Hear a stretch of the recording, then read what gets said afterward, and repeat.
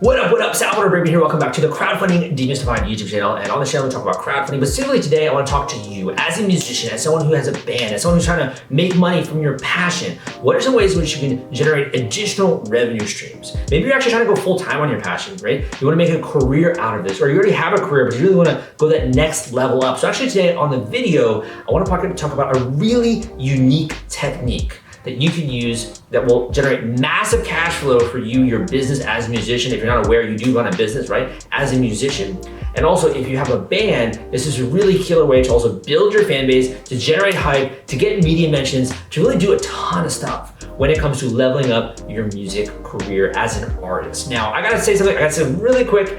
I'm not an artist, man. I guess I could consider myself a writer, right? I'm an artist in that way, and I love doing and coming out with novel concepts and teaching different things like that, but I'm not a musician, right? I don't play an instrument, I'm not a singer, not really that good at dancing, right? I think I played the saxophone for like maybe half a year of my life, and maybe like the violin around the same amount. So I'm not musically inclined in any way. If anything, it could be a small hobby if I ever want to learn that someday. I actually would love to learn someday at some point, learning how to play guitar, right? And get all the babes, right? So I would love to do that, but I'm not musically inclined. So I know that hearing that, right, if you're trying to teach you how to monetize your passion, and I'm trying to show you this new technique specifically, that's kind of one of the easiest ways, in my opinion, to monetize your passion and to make more income streams as a musician or as someone who has a band.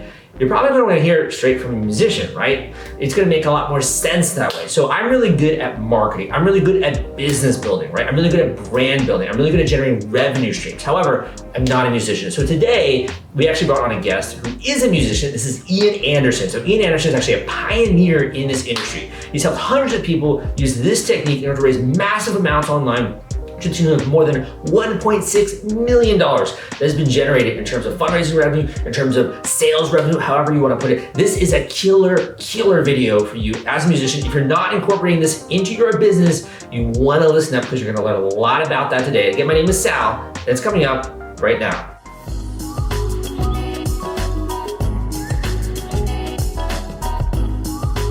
What up, YouTube? Salvador Briggman here. And today we're talking about how you can use crowdfunding to raise money to finance a new album, to finance a concert that you're trying to put on. Really, if you are a musician in the audience, this is the video for you. Was this your first crowdfunding campaign? Have you done other ones before for your albums? So the last 3 albums we've done on Kickstarter, and it's funny because I say that they're not crowdfunded because I think it's a little different than that in our case. In every case, the album's already done. We always say that we pre-sell the albums on Kickstarter. And because basically we're not telling people, oh no, it's not going to happen if you don't contribute. We're basically it's such a good marketplace to put your stuff, your art or whatever in front of people. And people get really engaged in it. And then there's a fun element of, it's like if you make something, if you're an artist or creative person, you are making something that you then have to sell in order to maintain, producing. And I think just the idea of having these different platforms that allow you to, you got to sell it one way or another. If you put out a record in a store, it's really kind of the same thing. This is just a different marketplace. And I think it's way more fun than going to a Best Buy and buying a CD or something. Like in this case, the product is more interesting. The engagement's more interesting. We're offering all this extra stuff and incentives as to why you should back the Kickstarter. And we've done 3 of them now, and it's gotten bigger each time. And we've learned, I'm actually in the middle of fulfillment right now. I'm taking a break we actually box everything up ourselves. So my house is covered in 6 feet of boxes. Every inch is filled as we fill orders for fans. Because you got 4,000 backers. You got to ship that out to all those boxes. Oh my God, yeah.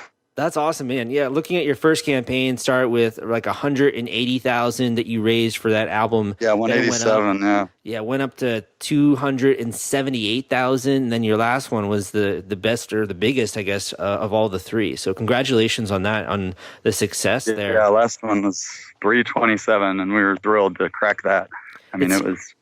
You talk a little bit awesome about pre-selling sort of, and also selling this and using this as a platform to get attention. But I also think there's this sort of this element of co-creation, it almost feels like, because like when you go into Best Buy, it's a very commercial transaction, but when you back something on Kickstarter, it's kind of like you more have an indie feel, and you're also kind of creating this with the person, I think, a bit more. And you have the comment section, you can interact with people. What do you think?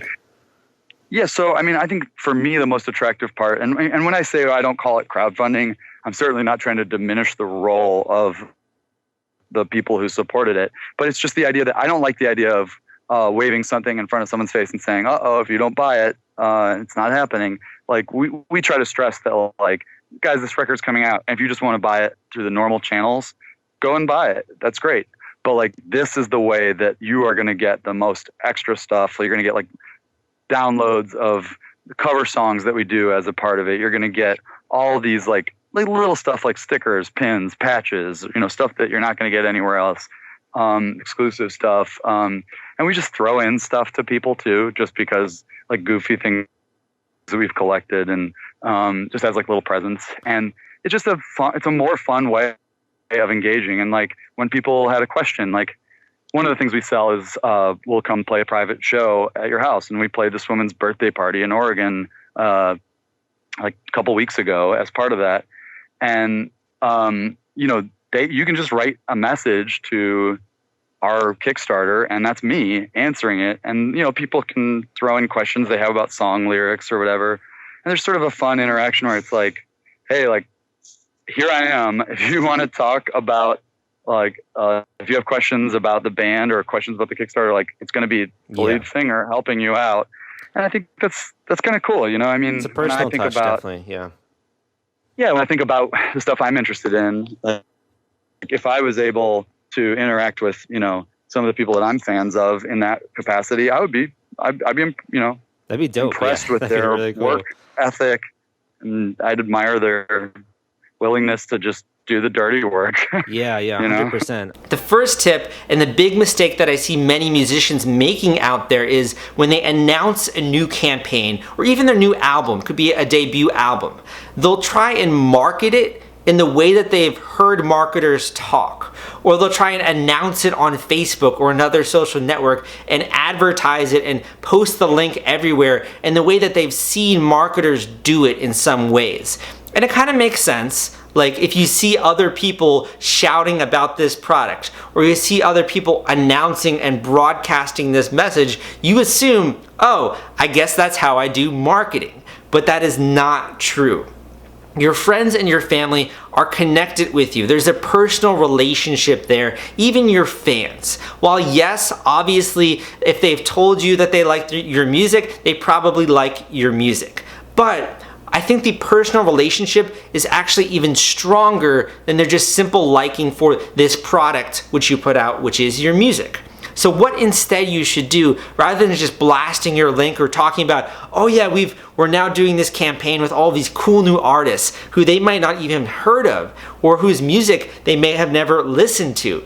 What you should do is you should make this campaign about you and your story.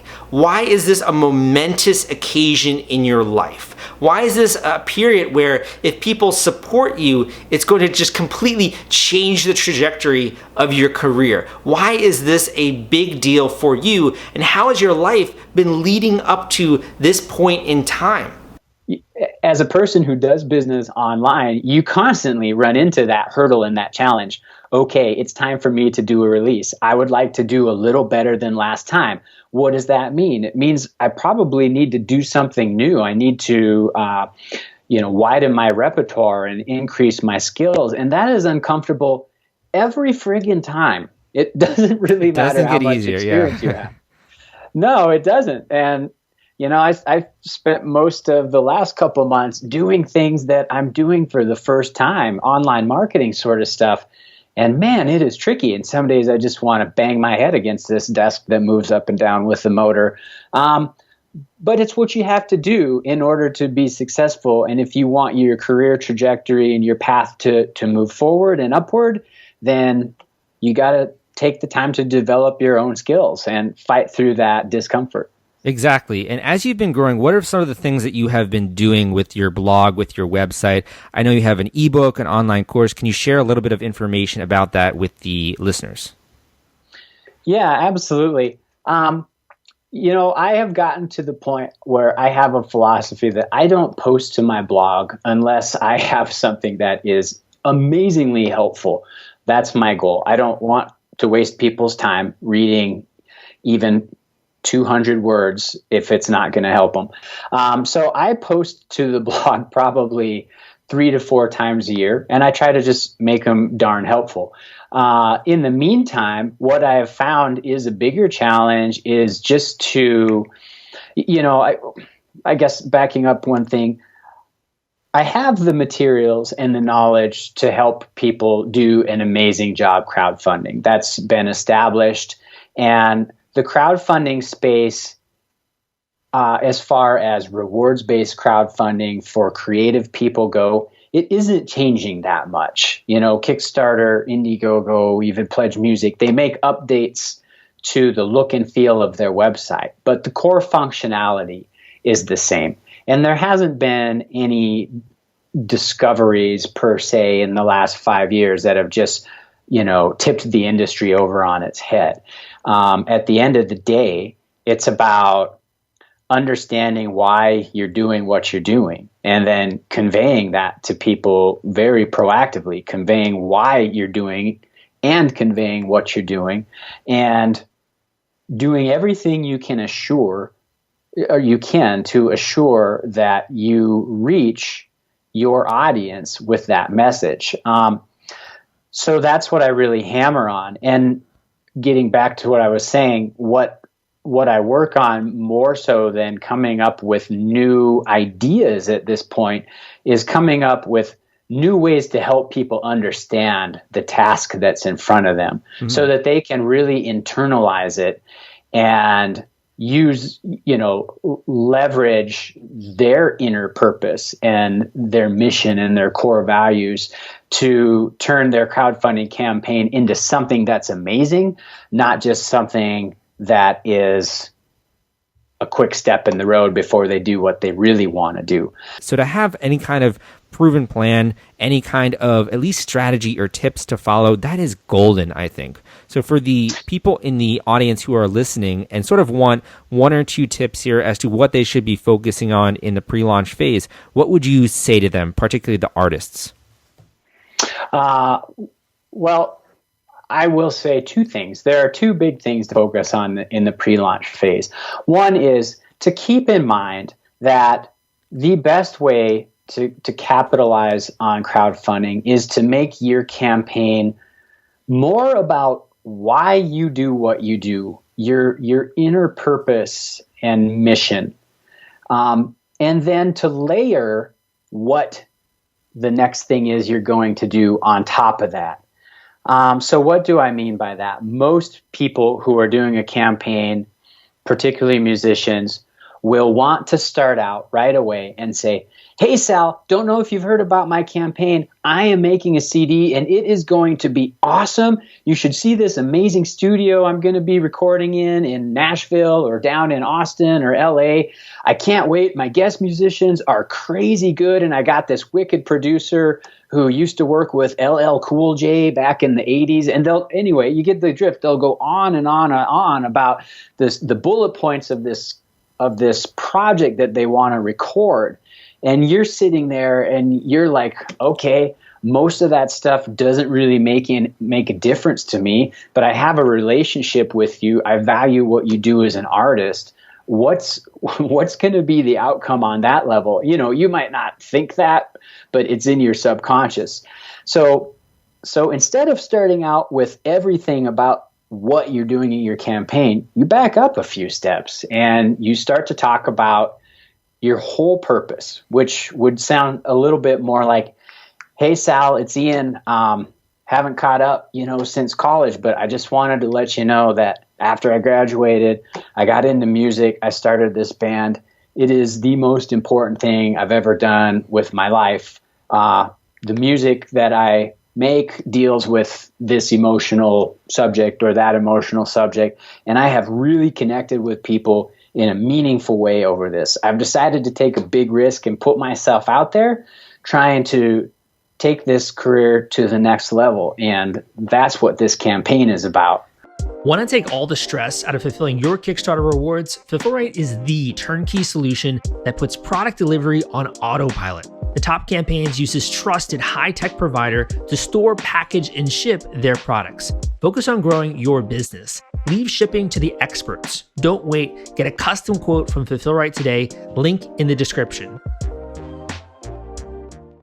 And I'd admire their willingness to just do the dirty work. Yeah, 100%. Has it surprised you at all? I mean, your last campaign, it was funded like in 8 or 9 days. That's really soon. Has the success like surprised you at all? The fact that people are regularly buying these products and it keeps getting bigger and bigger?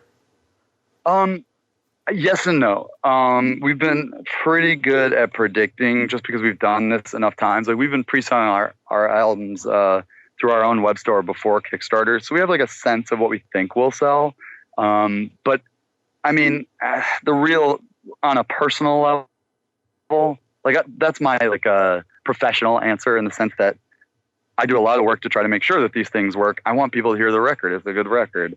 But on a personal level, I'm always sort of ready for the bottom to drop out. I've been able to be a career musician for 18 years as my, primary source of income. And I feel so lucky and grateful for that I'm just sort of always waiting for people to say, yeah, I'm over it. I'm not into it anymore.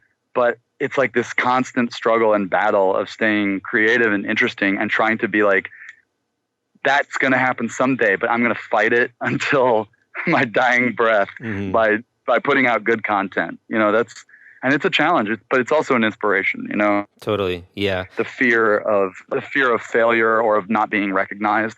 It's tough being an artist. People get forgotten. I think one of the differences here, though, is a lot of creative types and artists, they're great at making the work. They're very creative, get their creative juices flowing. But on the business or the marketing side, man, that's the side that just kind of, it doesn't come very naturally, I think. So any thoughts you have here on what it is that you've done to sort of have these different powerful launches with these campaigns? Because if I'm out there listening and, I'm a musician or I'm a publisher or just business and marketing does not come naturally to me, what advice do you have for those people in the audience? Well, it's funny because like marketing doesn't come naturally to me, but I think my first answer would be work ethic. I grew up working a lot. Like I always had a job as a kid, and like my parents were putting me doing lots of work and just like menial tasks. And like for me, it starts with saying, okay, how much can I assume as much responsibility for this project as possible? If so, like the more hands-on you are, the better the project is going to go. So like for me, I'm filling the orders. I'm doing customer service. I'm creating the special edition vinyl through the help of artist friends. And, I'm ordering all the product. I'm talking to fans to see what they want. I'm totally engaging. From the get-go, I've done a few, interviews for business magazines and whatnot because of these Kickstarters. And one of the questions people always have is, like, how do you get people to pony up? How do you get people to spend money?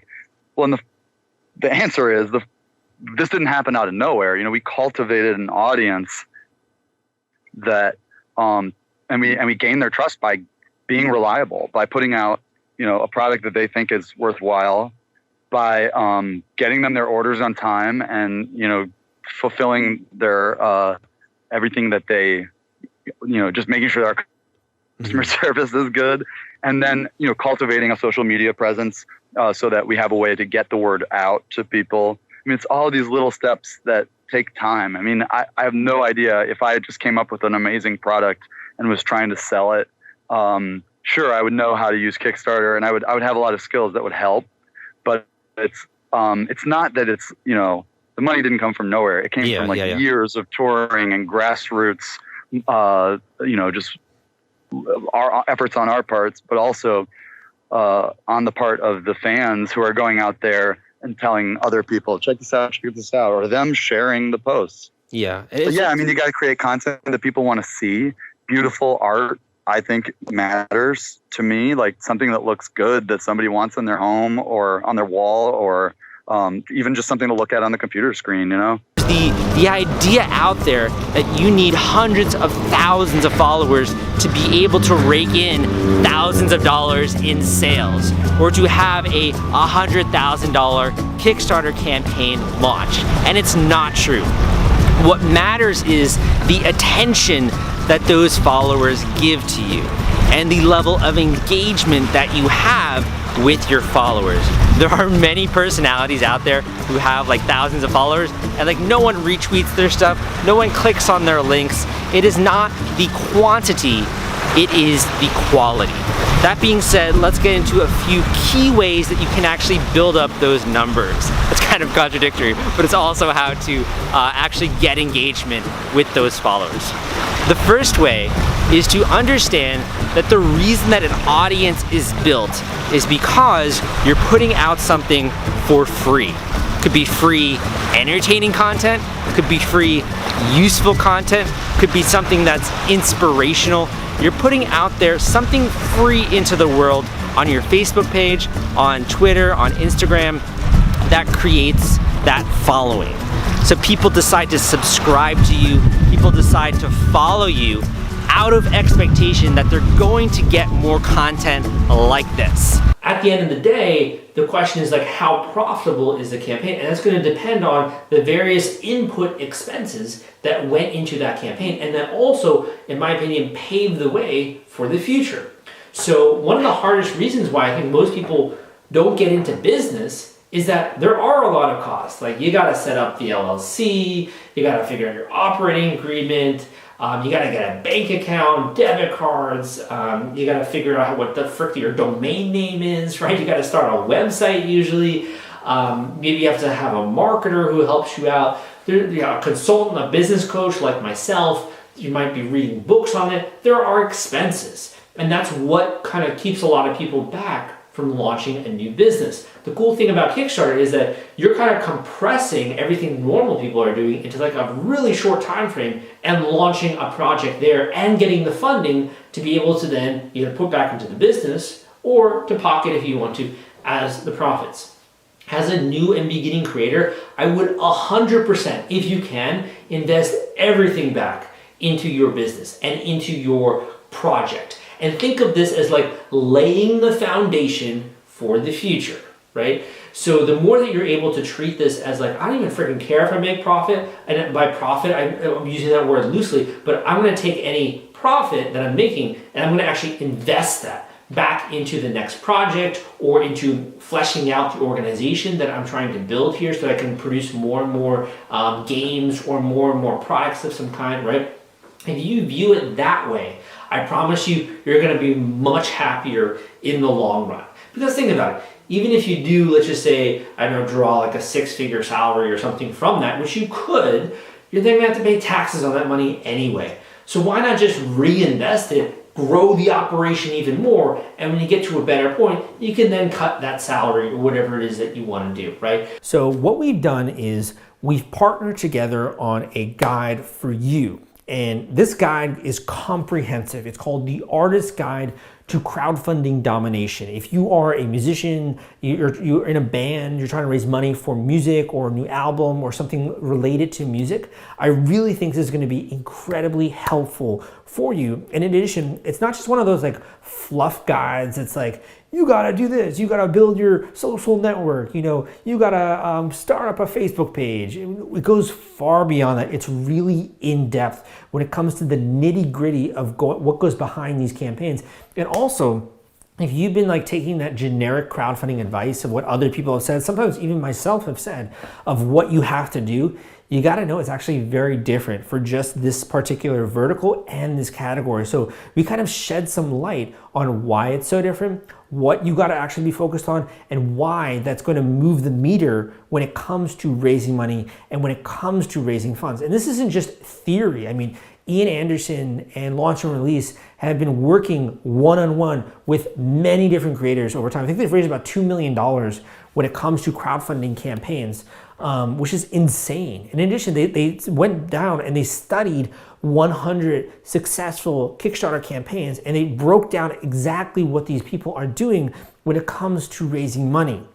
So this is like unheard of, I think, when it comes to like advice and reading a book on how to do something is the actual practical graphs, right? Like the data behind raising money. They've integrated all of that into this guide for you, the Artist Guide to Crowdfunding Domination. I'm so excited because this is like, I think what's really needed is not only the confidence of what you have to do in order to hit some of these numbers that you're looking for to raise money for a new album that you're creating, but I also think it's really inspiring to learn a little bit about their story. They went from, just being able to do this as a hobby to then being able to, make thousands of dollars and touring around and making money as musicians. Like, that's so cool to me. And you can learn a little bit about their story. I'll make sure to link that up down below so you can learn about the people that are behind this. Hey, thank you so much for listening to this YouTube video. My name is Salvador Briggman. Again, I talk a lot about crowdfunding. I talk a lot about fundraising. I talk a lot about how to monetize your passion on this channel using even other tools out there like Patreon, etc. But Kickstarter is really one of the most incredible ways in which you can actually launch a project. You can get funding, you can get followers, you can get your name out there. So make sure to check out the link in the description,